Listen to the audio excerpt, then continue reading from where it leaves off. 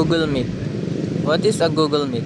A Google Meet is a video conferencing services offered by Google, allowing users to connect with others for virtual meeting through audio, video, chat, and screen sharing.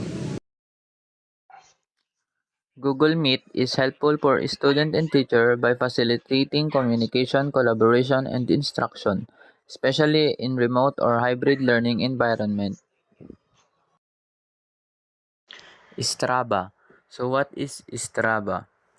Strava tracks running, cycling, and other outdoor activities with GPS, great for setting fitness goals and connecting with classmates for friendly competitions.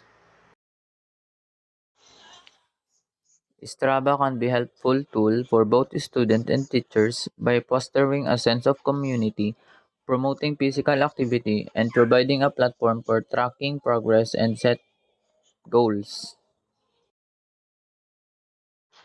Smartwatches enable students to maintain focus and productivity, responding to urgent messages when appropriate. I have here my smartwatch, which I can see my blood pressure.